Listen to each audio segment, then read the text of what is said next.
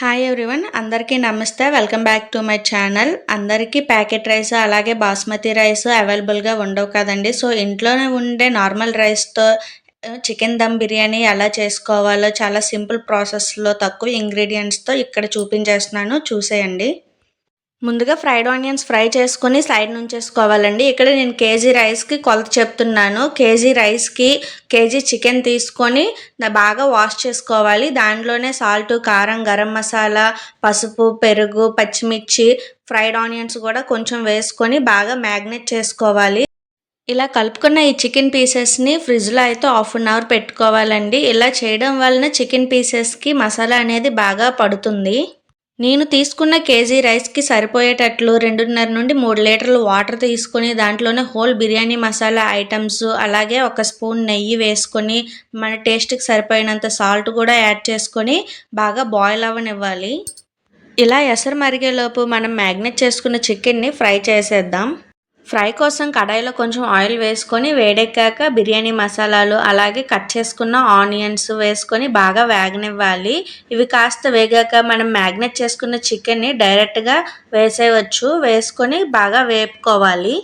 ఇలా చికెన్ వేగేటప్పుడే మీరు ఎక్కువగా స్పైసీనెస్ తినే వాళ్ళు అయితే మాత్రం కారం, సాల్ట్, మసాలాలు అన్నీ అడ్జస్ట్ చేసుకోండి. ఇప్పుడే ఇలా వేపుకోవాలి. వాటర్ యాడ్ చేయకుండానే ఇలా చికెన్ బాగా వేయించుకొని సైడ్ని అయితే పెట్టేసుకోవాలి. చికెన్ కర్రీ అయితే రెడీ అయిపోయింది. దీన్ని ఒక సైడ్ నుంచేసుకొని ఇంకా ప్యారలర్గా 2 కూడా చేస్తున్నాం కనుక ఎసరు కూడా బాగా మరిగిపోయింది. మనం కేజీ రైస్ని వాష్ చేసుకొని అయితే వేసుకొని కొంచెం ఉడికించుకోవాలి. ఇది రైస్ మనకి 70% బాయిల్ అయితే సరిపోతుందండి. రైస్ కూడా మనకి రెడీ అయిపోయింది. సో ఇప్పుడైతే మనం దమ్ని ప్రిపేర్ చేసేద్దాం. ఒక వెడల్పాటి పాత్రను తీసుకొని దాంట్లో కొంచెం కొంచెంగా రైస్ వేసుకోవాలి. దాని మధ్యలోనే మనం చికెన్ అయితే వేసేస్తున్నాం. ఆల్రెడీ కుక్ చేసుకున్నాం కదా, ఆ చికెన్ని వేసి బాగా సర్దుకోవాలి. దానిపైన కూడా ఇప్పుడు మనం రైస్ కొంచెం కొంచెంగా వేసుకోవాలండి. రైస్, చికెన్ ఒకదానిపై ఒకటి వేసి బాగా సర్దుకోవాలి. దానిపైన నేను పుదీనా వేస్తున్నాను. కొత్తిమీర ఉన్నా సరే మీరు వేసుకోవచ్చు. ఫ్రైడ్ ఆనియన్స్, కొంచెం ఎల్లో ఫుడ్ కలర్ అయితే వేస్తున్నానండి.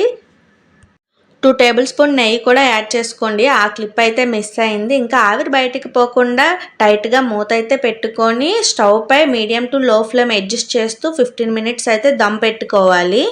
చూసారా, ఇంటి దగ్గర ఉండే నార్మల్ రైస్తోనే రెస్టారెంట్ స్టైల్లో పర్ఫెక్ట్ స్ట్రక్చర్తో గలగలాడుతూ మన చికెన్ దమ్ బిర్యానీ అయితే రెడీ అయిపోయిందండి. దీనికి కాంబినేషన్గానే నేను రైతా, చికెన్ ఫ్రై కర్రీని ఇంట్లోనే ప్రిపేర్ చేసుకున్నాను. మన చికెన్ దమ్ బిర్యానీ మీకు నచ్చినట్లయితే ఈ వీడియోకి లైక్ చేసేసుకోండి. అలాగే మన ఛానల్ని సబ్స్క్రైబ్ చేసుకోండి. Thank you all. Bye everyone. See you on next video.